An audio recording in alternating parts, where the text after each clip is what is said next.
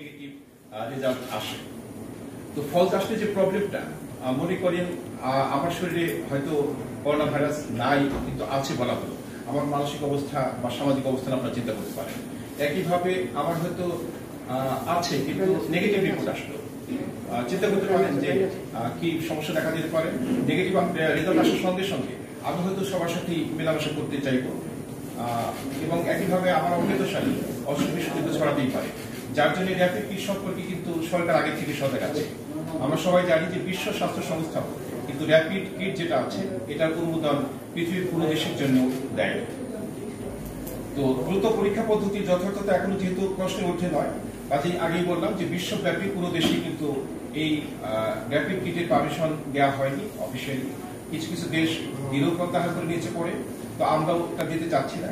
তো আমরা যেটা দেখছি যে গণস্বাস্থ্য কেন্দ্র এবং গণবিশ্ববিদ্যালয়ের যে র্যাপিড কিট আবিষ্কার যেটা করা হয়েছে ওটা কিন্তু মানে সুনির্দিষ্ট কিছু পদ্ধতি আছে যে কোনো ক্ষেত্রেই, যে কোনো মানে ধরেন দেশে যদি কোনো একটা নতুন ঔষধ আবিষ্কার হয় অথবা বিদেশ থেকে যদি কিছু একটা আমদানি করতে হয় তাহলে কিন্তু সুনির্দিষ্ট কিন্তু প্রসেস আছে যেগুলো ফলো করে কিন্তু আমাদের ঔষধ প্রশাসন অধিদপ্তর তারা কিন্তু পারমিশন দিয়ে থাকে বাজারজাত করবার জন্য। তো আমাদের সঙ্গে আজকে এখানে উপস্থিত আছেন আমাদের ঔষধ প্রশাসন অধিদপ্তরের মহাপরিচালক মেজর জেনারেল মাহবুবুর রহমান। উনি এই বিষয়ে আপনাদেরকে বিষয়টি পরিষ্কার করবেন। আমি মেজর জেনারেল মাহবুবুর রহমান সাহেবকে মাইক্রোফোন নেওয়ার জন্য অনুরোধ করছি। ধন্যবাদ। বিসমিল্লাহির রহমানির রহিম। সম্মানিত অতিরিক্ত সচিব, স্বাস্থ্য সেবা বিভাগ, স্বাস্থ্য পরিবার পরিকল্পনা মন্ত্রণালয় এবং আমার প্রিয় সাংবাদিক ভাই ও বোনেরা, আসসালামু আলাইকুম, শুভ অপরাহ্ন। ইনফ্যাক্ট গত বেশ কিছুদিন যাবৎ আপনারা জানেন যে গণস্বাস্থ্যের একটি কিট নিয়ে এক ধরনের প্রচারণা এবং বিভ্রান্তি শুরু হয়েছে। আমি ইনফ্যাক্ট সেই বিভ্রান্তিগুলোই আপনাদের সামনে তুলে ধরার জন্য এবং দূর করার জন্য আমি কিছু কথা বলবো, আপনারা কাইন্ডলি শুনবেন। সবগুলো দিয়ে দেন। গণস্বাস্থ্যের পক্ষ থেকে সবচেয়ে বড় যে অভিযোগ যে ওনাদের এই কিটটি ওনারা যে উৎপাদন করছেন সেই উৎপাদনের যে প্রক্রিয়া তাতে আমরা বাধাগ্রস্ত করছি, এটি হচ্ছে তাদের পক্ষ থেকে বড় অভিযোগ। আমি এই অভিযোগটা প্রথমে আমি খণ্ডন করতে চাই এবং আমি বলতে চাই কিভাবে প্রক্রিয়াটা শুরু হয়। মার্চ মাসের 18 তারিখে ওনাদের পক্ষ থেকে আমাদের কাছে একটা অ্যাপ্লিকেশন নিয়ে আসা হয় যে ওনারা এই কিট উৎপাদন করবেন, সেই মর্মে ওনারা কিছু রিয়েজেন্ট আমদানি করতে চান। তো যেহেতু ওই সময় আমাদের দেশে এই র্যাপিড কিট তখনও প্রচলিত ছিল না, এখনো নেই, এবং বিশ্ব স্বাস্থ্য সংস্থা এখন পর্যন্ত কোনো র্যাপিড কিট রিকমেন্ড করে না। এত সত্ত্বেও যেহেতু আমাদের দেশের একজন বিজ্ঞানী এটা আবিষ্কার করেছেন, আমি মনে করেছি যে আমরা এখন ব্যবহার না করলেও পরবর্তীতে হয়তো এটা ব্যবহার হতে পারে, লাগতে পারে। সেজন্য আমরা আমাদের ওষুধ প্রশাসন থেকে আমরা উদ্যোগী ভূমিকা নিই, এটাকে আমরা ফ্যাসিলিটেট করি। এবং 18 তারিখে ওনারা অ্যাপ্লিকেশন করেছেন। 19 তারিখে সকালে আমরা 7-8 জন আমাদের যে বিশিষ্ট ভাইরোলজিস্ট আছে, আমাদের রেগুলেটরি অথরিটির লোকজন ছিল। এর মধ্যে আমাদের প্রফেসর শামসুজ্জামান তুষার, আপনারা জানেন যে head of the laboratory medicine, উনি আমাদের আইডিএসআর এর একজন প্রতিনিধি, আমাদের আইপিএইচ এর একজন প্রতিনিধি, আমাদের ঢাকা ইউনিভার্সিটির একজন প্রতিনিধি, সবাই সঙ্গে আমরা বসে ওনার সেই বিষয়গুলো যেটি ওনারা আনতে চাচ্ছেন রিয়েজেন্ট, আমরা দেখি যে এটা আনতে অনুমতি দেওয়া যায় কিনা, কোনো বায়োহাজার্ড আছে কিনা। তারপরে ওর মধ্যে আমরা দেখি যে এটা অনুমোদন দেওয়া যায়, তখন কিন্তু আমরা বলি আমরা এটি তাদের একটা এনওসি আমরা দিয়ে দিই এবং কতগুলো শর্ত সাপেক্ষে সেই এনওসিটা আমরা দিয়ে দিই। কি জন্য? যে এটা ট্রায়াল ব্যাচ, মানে প্রোডাক্ট ডেভেলপমেন্ট করার জন্য, অর্থাৎ ওনারা ট্রায়াল ব্যাচটা তৈরি করবেন, তার জন্য আমরা এই কিটটা আনার জন্য আমরা মানে রিয়েজেন্ট আনার জন্য আমরা অনুমোদন দিই। অর্থাৎ ওনারা 18 তারিখে অ্যাপ্লিকেশন করেছেন, আমরা 19 তারিখে কিন্তু অনুমোদন দিয়েছি আনার জন্য। এরপরে যখন যেটা হলো যে আপনারা জানেন যে যেখান থেকে উৎপাদন হবে সেই উৎপাদনের কারখানাটা আমাদের দেখা প্রয়োজন। তো আমরা সঙ্গে সঙ্গে 20 তারিখে আমরা অ্যাপ্রোচ করলাম যে আপনারা আপনাদের এখানে আমরা যাব, এটা আমরা দেখবো যে আপনাদের উৎপাদন ক্ষমতা কেমন, আপনাদের ইন্ডাস্ট্রির অবস্থা কেমন। আমরা চাচ্ছিলাম যে অতি সত্তর এটি 22 তারিখের দিকে আমরা একটা ভিজিট করতে চেয়েছিলাম। তখন ওনাদের পক্ষ থেকে বলা হলো যে আমাদের ইন্ডাস্ট্রিটা এখনো রেডি না, আপনারা কয়েকদিন পরে আসেন। ওনারা আমাদের 27 তারিখ বললেন যে 27 তারিখে আসেন। 27 তারিখ কিন্তু আপনারা জানেন যে দেশে লকডাউন শুরু হয়ে গেছে, অর্থাৎ ছুটি। ওর মধ্যে আমার 8 সদস্য বিশিষ্ট একটা প্রতিনিধি দল, তার মধ্যে প্রফেসর শামসুজ্জামান তুষার, উনি ছিলেন এর হেড, তাকে সদস্য করে আমরা 27 তারিখে আমাদের টিম সেখানে যায়। যাওয়ার পরে আমরা যে ইন্সপেকশন করে দেখি, দেখার পর ওখানে তাদের কোনো ইকুইপমেন্ট ঠিকঠাক মতো তখনও ইনস্টল হয় নাই। অনেক ইকুইপমেন্ট এখানে ওখানে ছড়ানো ছিটানো ছিল। আমরা তখন বলি যে এগুলো ঠিক করতে হবে। ওনারা তখন আমাদের বলেন যে আমরা অতি সত্বর এগুলো আমরা বসাবো। এবং ওনাদের যে মেইন যে মেশিন, এটাকে বলা হচ্ছে র্যাপিড ডট ব্লক, সেই মেশিনকে তখন পর্যন্ত আনাই হয়। তো আমরা তখন তাদের বললাম যে এগুলো আপনাদের বেশ কিছু অবজারভেশন আছে, অবজারভেশন করে ঠিক করার পরে আমরা যাব। 28 তারিখে আমরা সেই ভিজিটটা করলাম। করার পরে এরপর ওনারা আমাদের 6 তারিখে আবার চিঠি দিলেন যে আপনাদের যে অবজারভেশন যেগুলো করেছিলেন, এই অবজারভেশন গুলো ফুলফিল হয়েছে, আপনারা আবার ভিজিট করেন। ওনারা 6 তারিখে বললেন, আমরা 7 তারিখে আবার গিয়েছি, আমার এই টিম আবার গিয়েছে। যাওয়ার পরে দেখা যায় যে হ্যাঁ, ওনাদের কিছু কিছু মেশিন, বেশ কিছু মেশিন ওনারা ফিট করেছেন, তবে তখনও কিন্তু সেই ডট ডট মেশিনটি কিন্তু তখনও ইনস্টল করা হয়নি। এই অবস্থা রেখে আমরা আসি এবং আশা করে আমরা তাদের বলি যে তারা এই প্রোডাক্ট ডেভেলপমেন্ট অথবা ট্রায়াল বেস তৈরি তারা হয়তো তারা যেতে পারে। এই অবস্থার মধ্যে ছিল।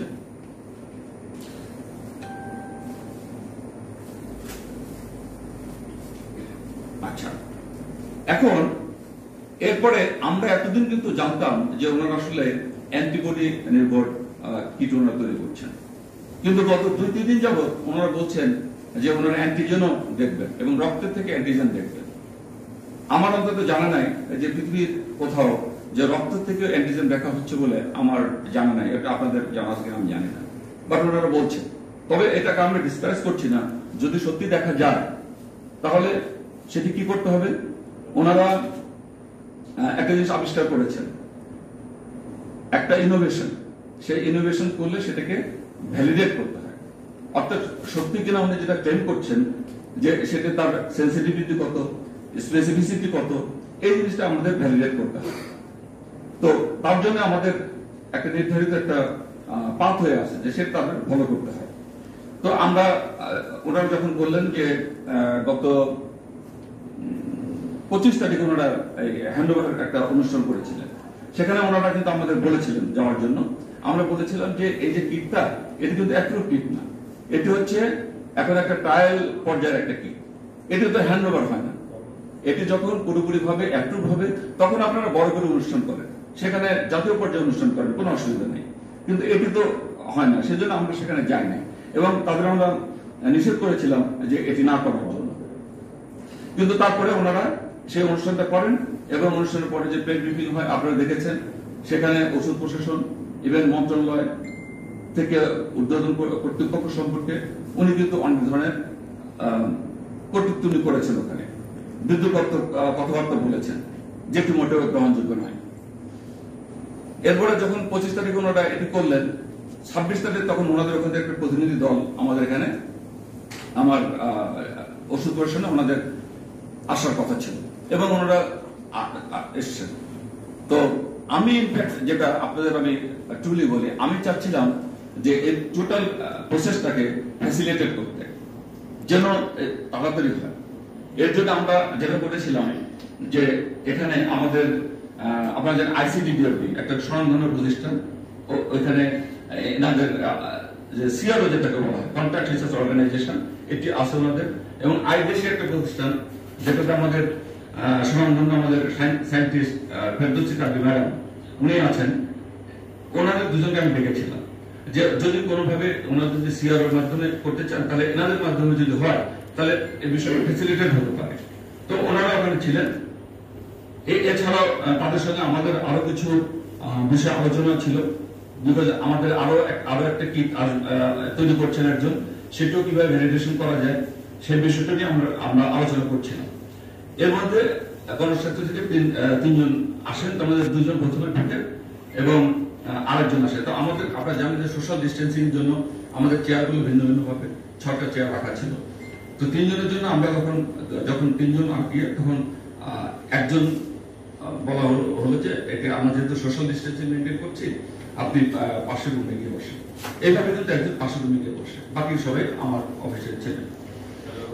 তাদের সঙ্গে আমাদের আসলে আমি বলবো যে সৌহার্দ্যপূর্ণ আলোচনা হলো এবং সেখানে আমাদের যে রেগুলেটরি পাথওয়ে এটি ওনারা পুরোপুরিভাবে ফলো করার জন্য ওনারা বলেন হ্যাঁ আমরা আইসিডিডিআর মাধ্যমে করব এবং ওরা যেটা বলে আইসিডিডিআর, আইডিসিআর এবং আইপিএস এই 3টা প্রতিষ্ঠানে ওনারা করবেন, মানে ডাটাগুলো কালেকশন করবেন। কিছুক্ষণ পরে ওনাদের যে মহিবুল্লাহ সাহেব উনি বললেন যে না আমরা আইসিডিডিআর করবো না, আমরা বিএসএমএম নেব। আমি বললাম যে অসুবিধা নেই, আপনার বিএসএমএম, আইডিসিআর এবং আইসিডিডিআর এই 3টা প্রতিষ্ঠানে আপনারা এটি করতে পারেন। এইভাবে কথা বলার পরে তারপরে এক পর্যায়ে ওনারা বললেন যে আইসিডিডিআরবি লকডাউন এবং এখানে করা যাবে না, কিন্তু পরে আমরা ওখানে ছিলেন যে আইসিডিডিআরবি কিন্তু লকডাউন পার্সিয়ালি আছে, বা ওনাদের যে ল্যাবরেটরি সেটা ফাংশনাল এবং এখন ওনারা এই ধরনের রিসার্চ কার্যক্রম করার জন্য ওনারা করতে পারবেন, কোনো সমস্যা নেই। এত সত্ত্বেও যখন বললেন যে না আমরা আইসিডিডিআরবি এটা আমরা করতে চাচ্ছি না, আমরা করবো না, তখন আমরা আমার 9টা এরকম কন্ট্রাক্ট রিসার্চ অর্গানাইজেশন আছে। আমি লিস্টটা আমরা দিলাম যে আপনার যেটা খুশি আপনি সেটি করেন, তার মাধ্যমে করেন। আমার জন্য এক পর্যায়ে যখন আমরা এভিডেন্স নামে একটা সিআরও আছে, তো তার মাধ্যমে আমরা বললাম যে এটা করা যেতে পারে, ওনারা বললেন যে হ্যাঁ করা যেতে পারে। এই পর্যায়ে বলার পরে তখন ওনারা বললেন তাহলে আমাকে একটা চিঠি দিয়ে দেন। আমরা তখন একটা চিঠি দিয়ে দিলাম, ওই চিঠিটা নিয়ে ওনারা চলে গেল। এটা হচ্ছে তখন প্রায় 3:30 বাজে। আমি কিন্তু চিন্তা করেছি সবকিছু ফয়সালা হয়ে গেছে, এখন চমৎকার ভাবে আমাদের কাজটা এগোবে। 4টার সময় সংবাদ সম্মেলন ওনারা করেছেন এবং সেই সংবাদ সম্মেলন আপনারা দেখেছেন যে কি ধরনের কথাবার্তা বলা হয়েছে, কিভাবে আমরা অবস্ট্রাক্ট করছি, আমরা আমাদের বিরুদ্ধে বিভিন্নভাবে বিশুদ্ধকর করা হয়েছে। আমি পরে আসি। এই পর্যন্ত আমাদের যখন হলো, এরপরে আপনাদের পাত্র সম্পর্কে আমি বলি। ধরেন বিশ্বের সকল দেশের নতুন উদ্ভাবিত drug, biologics, biosimilar product, vaccine, medical device, diagnostics সিওরের মাধ্যমে স্টাডি অব দি ট্রায়াল পরিচালনা করে থাকে এবং এখানে আমরা safety, efficacy, usefulness, diagnostic medical ডিভাইসের ক্ষেত্রে সেফটি ও সন্তোষজনক পারফরমেন্স এগুলো প্রমাণ করতে হয়। প্রোডাক্টের যে উদ্ভাবক উনি হচ্ছে স্পন্সর, সকল ক্ষেত্রে উনি হচ্ছে স্পন্সর এবং ট্রায়াল কন্ডাক্ট করার জন্য একজন সিআরও অর্থাৎ কন্ট্রাক্ট রিসার্চ অর্গানাইজেশন করতে হয়, যেনারা কিনা একটা প্রোটোকল ডেভেলপ করেন, পিআই মানে প্রিন্সিপাল ইনভেস্টিগেটর, কো ইনভেস্টিগেটর এগুলো ওনারা ঠিক করেন। করার পরে ওনারা আসলে কোঅর্ডিনেটর ভূমিকা পালন করেন। এরপরে ওনারা একটা প্রোটোকল ডেভেলপ করেন। এরপরে এই প্রোটোকলটা যাবে হচ্ছে আমাদের বিএমআরসিতে। বিএমআরসিতে আমাদের ওখানে এথিক্যাল যে ক্লিয়ারেন্স ওটি করতে হয়। বিএমআরসিতে এথিক্যাল ক্লিয়ারেন্স করার পরে আর হচ্ছে আমাদের ওষুধ প্রশাসন। এখানে আমাদের একটা অ্যাডভাইজারি কমিটি আছে 12 সদস্য বিশিষ্ট এবং সেখানে আমাদের ওষুধ প্রশাসনের মাত্র 2 জন, বাকি সবই কিন্তু আসলে আমাদের দেশের স্বনামধন্য চিকিৎসক, সায়েন্টিস্ট তারা। ওনারা তখন প্রোটোকলটা রিভিউ করে ওখান থেকে প্রোটোকলটা পাস হয়ে গেলে তখন এই স্পন্সর এবং যে সিআরও এনারা মিলে এই স্টাডিটা কন্ডাক্ট করার পরে সেই রেজাল্টটা আমাদের কাছে হস্তান্তর করে। সেই রেজাল্টের উপর ভিত্তি করে আসলে আমরা তখন এটা কিন্তু আমরা এই রেজিস্ট্রেশনটা আমরা দিয়ে থাকি এবং আমরা দেব। এটি কিন্তু আমাদের এখানে প্রচলিত পদ্ধতি। এর আগে ধরেন আমাদের এখানে যেমন আমি বলি যে মেনিনগোকক্কাল মেনিনজাইটিস ভ্যাকসিন, কলেরা ভ্যাকসিন, তারপরে খিলগাস্ট্রিন, এর সকল কিন্তু আমাদের আইসিডিডিআরবি এবং সিআরও লিমিটেড তারা কিন্তু এইভাবে কিন্তু করেছে। এই পদ্ধতি ফলো করি এবং আমরা সেগুলো রেজিস্ট্রেশন বাংলাদেশ থেকে আমাদের কিন্তু আমরা দিয়েছি। এখন এই যে স্পন্সর মানে এটি করার জন্য কিছু আসলে খরচ হয়, যেমন principal investigator, data collector, total একটা এই পদ্ধতিতে কিছু খরচ হয়। এই খরচটা কিন্তু আসলে স্পন্সর সাধারণত বহন করে, এটি নিয়ম। বাট আমাদের এখানে আমাদের ডিজিডিওতে, ইভেন আমাদের ডিজিডিওতে আমরা কিন্তু ফি পর্যন্ত নেই। ওই যে এটা প্রোটোকল রিভিউ যেটা করা হয়, প্রোটোকল রিভিউ কিন্তু আমরা ফি পর্যন্ত নেই, এখানে ফ্রি অফ কস্ট। তাহলে উনি যে বলছেন, উনি যে একটা কথা বলছেন যে একটা পর্যায়ে উনি খুবই অবজেকশনেবল একটা কথা বলেছেন, সেটি হচ্ছে যে আমরা কি ঘুষ দেব, ঘুষের প্রশ্নটা কিভাবে এখানে আসে, এটি আপনাদের কাছে আমার প্রশ্ন। এরকম একটা অবজেকশনেবল কথা কিভাবে উনি বলতে পারলেন? এবং তারপরে আমাদের সারা বাংলা একটা রিপোর্ট করেছে, এখানে দেখেন বিজন কুমার শীল, যিনি হচ্ছে মেইন সায়েন্টিস্ট, এনার ছবি এখানে আছে। আপনার সারা বাংলার রিপোর্ট করবেন, বলে দেখতে পাবেন যে ওইখানে উনি ছিলেন, উনি কিন্তু প্রতিবাদ করেছেন যে আমি পাশে ছিলাম, কিন্তু কোনো এরকম ধরনের কোনো কথাবার্তা সেখানে হয়নি, হওয়ার কথা না, এটা হয়নি। ইনি কিন্তু ওনার সায়েন্টিস্ট, তাহলে উনি কিভাবে এটি বলতে পারেন? এটি আপনাদের বিবেচনার জন্য আমি প্রেস করলাম আপনাদের কাছে।